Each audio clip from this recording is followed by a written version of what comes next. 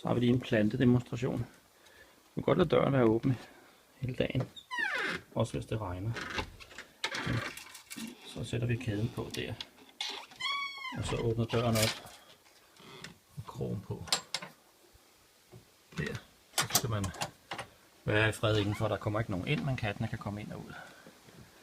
Og så er det vanding, snakkede jeg om, så spiselige planter. Det er vietnamesisk cilantro eller koriander. Den er rigtig kraftig, stærk, men også lidt smule bitter, men den er god. Ellers så skal det alt sammen have meget vand, men prøv ikke at vande op i blomsterne, altså ikke vand ind i blomsterne, men ligesom prøv at få vandet ned imellem, uden at det rammer blomsterne. Så holder de længere, og så koger bladene, forsvinder farverne. Altså de her, dem er der ikke så meget at gøre ved, de er næsten færdige. Altså vand ned imellem, ikke op på selve blomsterne. Det her, det er stevia, meget sød, den kan du godt spise som slik. Denne her, det er en peruviansk sydamerikansk mynte, den smager godt. Så der er rosmarin. Det er så der, og derunder, der lægger vi det, vi har aftalt. Den er god, den her til mad.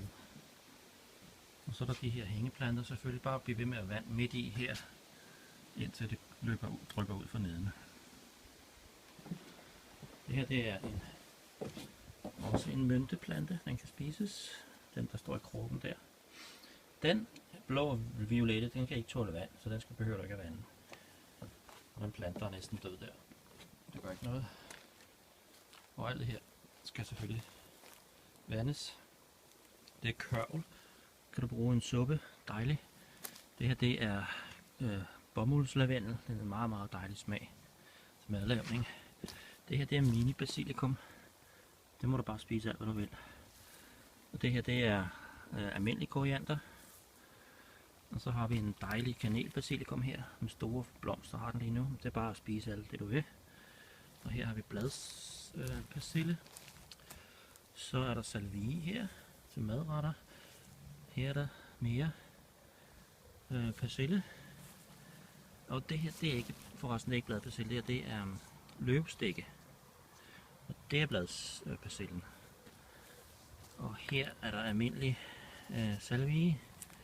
Her er der almindelig krølpersille. Og så er der oregano her. Du kan bare smage på dem. Og så er der her citron, timian. Dejligt at spise. Her kommer der blomster. Det må du godt tage billeder af, for de kommer, mens du er her, og vi ikke er her. Så her er der almindelig timian, den er fra farfar og farmor. Og det her, det er en aztekisk sødplante.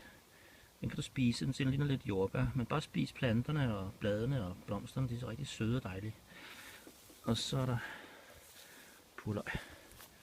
Okay, det var lige det.